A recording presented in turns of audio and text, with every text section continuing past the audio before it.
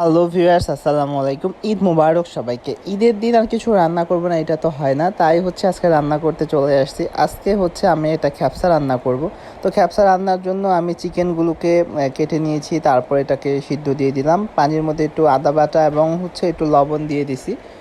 আপনারা চাইলে এখানে গোলমরিচ, তেজপাতা, গরম মশলাও দিতে পারেন। তো মাংসটাকে সুন্দরভাবে সিদ্ধ করে নিতে হবে। সিদ্ধ করে নেবার পর এটাকে রেখে দিব এটা জালির মধ্যে।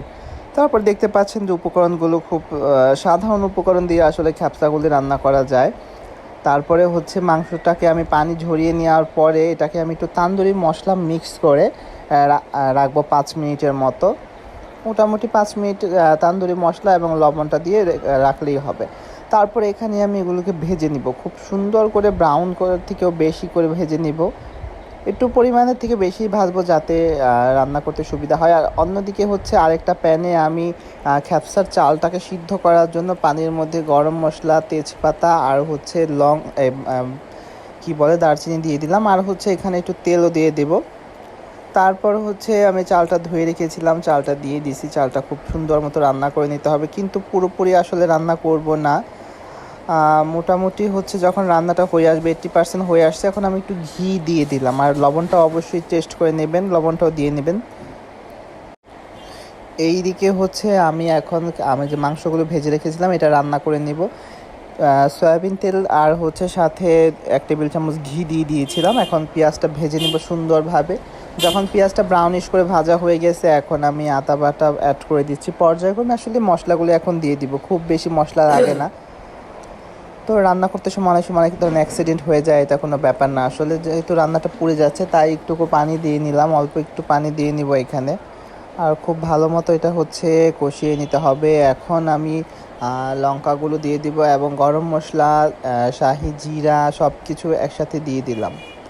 আর এদিকে হচ্ছে আমি এখানে একটা আমার মিক্সিং মশলা ছিল, আপনারা চাইলে এখানে বিরিয়ানির মশলাও দিতে পারেন। ওখানে টমেটো পেস্ট দিয়ে দিলাম, এটাকে খুব ভালো মতো এখন কষিয়ে নেব। যখন একটু তেল তেল উঠে আসবে তখন হচ্ছে আমরা চিকেনগুলো রাখছি, চিকেনগুলো তখন দিয়ে দেব। তো খুব একটা কঠিন না, ইজি রান্নাগুলো। এখন আমরা চিকেনগুলো সুন্দরভাবে পাটে পাটে দিয়ে দেবো, যেহেতু এটা ভাজা এবং সিদ্ধ সিদ্ধ করে ভাজা, তাই এটার ভিতরে মশলা না যাওয়ার কোনো চান্স নাই, খুব ইজিলি মশলাটা চলে যাবে। অবশ্যই আপনারা সিদ্ধ করে নেবেন, অনেকে কিন্তু সিদ্ধ করে না। তো আমার মনে হয় সিদ্ধ করে নিলেই ভালো হয়। তো দেখতে পাচ্ছেন এখন আমি একটু পানি দিয়ে দিয়েছি যাতে মশলাগুলো এটার ভিতরে যায়।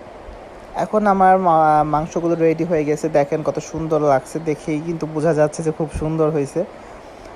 এখন আমি এটাকে দমে দেওয়ার জন্য আমি আমার যে চালগুলো ফুটিয়ে রেখেছিলাম 90% চালটা ফুটাবেন। এটা ধাপে ধাপে হচ্ছে সাজিয়ে দিব। চিকেন দিব, আবার হচ্ছে এটার উপরে রাইস দিব, এইভাবে হচ্ছে সাজিয়ে দেবো এবং বেরেস্তা দিয়ে দেবো। বেরেস্তাটা আমি আগে ভেজে রেখেছিলাম। একদম লাস্ট স্টেপে হচ্ছে এইভাবে আমি ডেকোরেশন করে নেব, দেখাচ্ছি আপনাদেরকে। মাংসগুলো সুন্দর করে দিয়ে হালকা ঝোল দিব, সব ঝোল দিব না, প্রয়োজনে একটা বাটিতে ঝোল উঠিয়ে রাখবেন। এখানে কাজু বাদাম, তারপরে হচ্ছে কিশমিশ, কাঠবাদাম সব কিছু দিয়ে দিয়েছি। আপনারা চাইলে পেস্তা বাদামও দিতে পারেন। তো আমি এটাকে আটকে রেখেছিলাম, প্রায় আধা ঘন্টার মতো দমে রেখেছিলাম। হালকা তাপ কিছুক্ষণ দিয়েছি, তারপরে আবার চুলাটা বন্ধ করে রেখেছিলাম। আমার খ্যাপসাটা কিন্তু অলরেডি হয়ে গেছে, দেখতে পাচ্ছেন কি সুন্দর দেখা যাচ্ছে। যদিও ক্যামেরাটা ঘোলা হয়ে গেছিলো বাষ্পর কারণে, এটা কোনো ব্যাপার না। তো আমার ভিডিওটা কীরকম লাগলো অবশ্যই কিন্তু আপনারা জানাবেন, এবং হচ্ছে আপনারা নেক্সট কী ধরনের ভিডিও দেখতে চান অবশ্যই জানাবেন। আর এই রেসিপিতে যদি আপনারা খ্যাপসাটা রান্না করেন তাহলে কিন্তু পারফেক্ট একটা খ্যাপসা আপনারা রান্না করতে পারবেন। আর এখানে আপনারা বাসমতি চালটা যে কোনো ব্র্যান্ডের ইউজ করতে পারেন, আরও বড় সাইজেরটা হলে ভালো হতো, বাট আমি আজকে বড় সাইজেরটা পাইনি, তাই হচ্ছে আমি এই ছোটো সাইজেরটা দিয়েই করেছি। তো অলরেডি আমাদের রান্না শেষ, খাওয়ার পালা। সবাই ভালো থাকবেন, সুস্থ থাকবেন, আর সবাই ঈদের আনন্দ করেন মন ভরে। ভিডিওগুলো যাদের ভালো লাগে অবশ্যই কিন্তু কমেন্টস করে জানাতে ভুলবেন না।